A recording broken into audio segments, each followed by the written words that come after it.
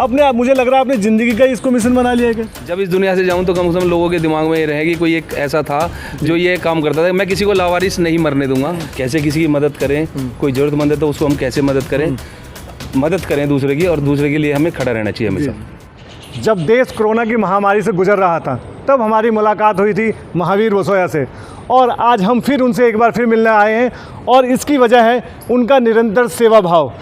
महावीर भाई, 24 प्रेस में दोबारा स्वागत है। पहले मैं आपसे मिला था कोरोना काल में, जब आपने एक मिशन उठाया था कि जितनी भी लावारिस बॉडियाँ हैं उनको आप अंतिम संस्कार करते। जब एक भाई दूसरे भाई को देखना नहीं चाहता, पूरे देश में महामारी का जो प्रकोप था उसके बीच आपने काम किया था और देश ने आपको बहुत सराहा।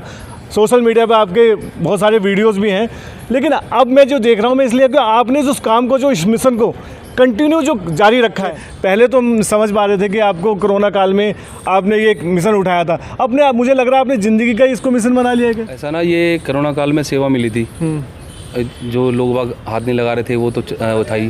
फिर उसके बाद से ये सेवा मेरे को निरंतर मिल रही है कि भाई अभी भी लोगों के पास पैसों की कमी है। बहुत लोग थे जिनके पास पैसे कोई कहता है हमारे पास कम है, नहीं हो पाते पूरे, तो उनकी वो कर रहा हूँ। फिर मैंने लावारिस सभा को जो मेरा ये मैंने हॉस्पिटलों के बाहर अभी मैंने बोल रखा है भाई अगर किसी को मेरी ज़रूरत पड़े, अगर कोई लावारिस है और किसी का कोई संस्कार करने वाला नहीं है तो वो मेरे से संपर्क कर सकता है। तो मैं आज मेरे को ये पीछे सब जो हम देख रहे हैं, ये 1 तारीख को इनकी डेथ हुई थी। कैसे आपका फ़ोन आया आपके पास, कैसे पता चला? ये मैंने वहाँ पे ट्रोमा और ये एम्स वगैरह में मैंने अपना नंबर लिखवा रखा है कि अगर कोई अननोन बॉडी आती है तो मैं उनसे बात करूँ। फिर वहाँ पता करा तो ये ओखला से पुलिस वाले से उनसे बात हुई मेरी, तो वहाँ गए, उनके था वहाँ पे, तो ये उनकी डेथ हुई है 1 तारीख को। उनको शव मिला 1 तारीख को।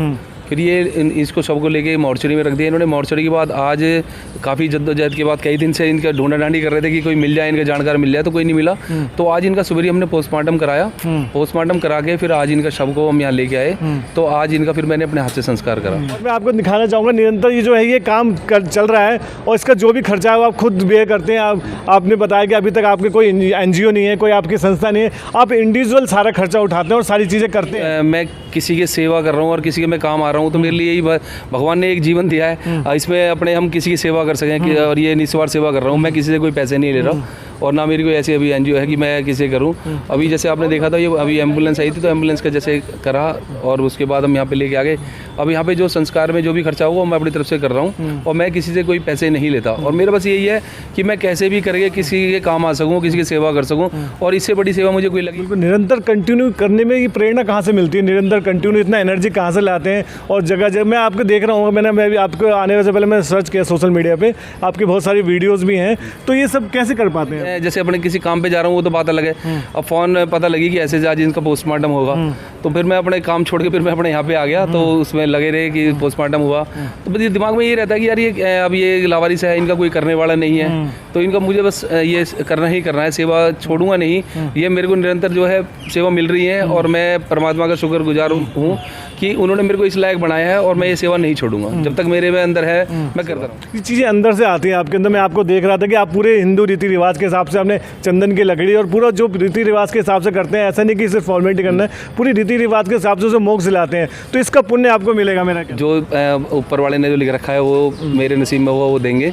जो उन्होंने सोच रखा है कि अच्छा है क्या बुरा है वो मेरे को देना है, लेकिन मैं ये सोच के नहीं कर रहा कि मेरे को क्या मिलेगा। मैं सिर्फ ये सोच के कर रहा हूँ कि मैं किसी के काम आ सकूँ और कोई अच्छा काम करूँ।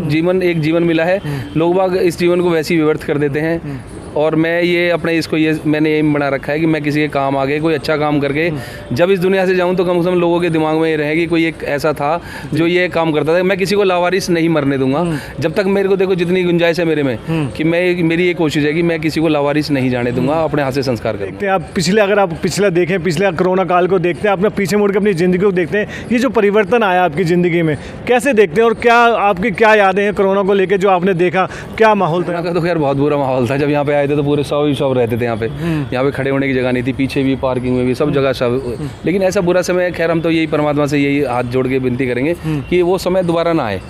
बस जैसा भी चल रहा है ऐसे ही चले। चलो हमारी कोशिश रहेगी कि हम निरंतर आपसे मिलते रहें, आपके अच्छे काम को सराहते रहें और दुनिया को भी हम ये बताते रहें कि आप, अगर मैं आपको एक बार और बता दूँ, मैं डिस्क्रिप्शन में महावीर जी का फ़ोन नंबर और इनकी जो भी डिटेल्स हैं वो मैं डाल दूँगा। अगर किसी को भी दिल्ली में कहीं पर भी ज़रूरत पड़ती है, ऐसे भगवान न करे ऐसे की ज़रूरत पड़े, लेकिन ऐसा कुछ उनका कोई ऐसे कोई इंसान है जो सक्षम नहीं है इन सब चीज़ों को करने के लिए, तो महावीर जी का नंबर मैं डिस्क्रिप्शन में डाल दूंगा, वो महावीर से कांटेक्ट करें और वो निःशुल्क सारी जिम्मेदारी वो उठाएंगे। एम्बुलेंस से लेकर सारी जिम्मेदारी वो उठाते हैं और यही उनका एक सबसे बड़ी बात है। तो चलते चलते आप क्या कहना चाहेंगे, आप दर्शकों को क्या कहना चाहेंगे, आप बताइए। बस मैं सबसे यही विनती करूँगा कि हमें कैसे किसी की मदद करें, कोई ज़रूरतमंद है तो उसको हम कैसे मदद करें दूसरे की, और दूसरे के लिए हमें खड़ा रहना चाहिए। कहा अब फिर कह रहा हूँ कि समाज में ऐसे लोग बहुत कम मिलते हैं जो इस तरह के काम करते हैं, तो हमें इन ऐसे कामों को सराहना चाहिए, उनका हौसला बढ़ाना चाहिए। जैसे भी हो हमें उनके साथ खड़े रहना चाहिए। अगर आप भी ऐसे किसी इंसान को जानते हैं जो समाज के लिए निरंतर कुछ अच्छा काम कर रहा है, तो हमारे कॉन्टैक्ट नंबर पे, हमारी डिस्क्रिप्शन पे, हमारी डिटेल पे जाकर हमें कॉन्टैक्ट करें। हम ज़रूर उन्हें कवर करेंगे और समाज को उनकी पॉजिटिविटी दिखाएंगे, और हम ऐसे ही निरंतर समाज के लिए काम करते रहेंगे। आप देखते रहिए 24 प्रेस।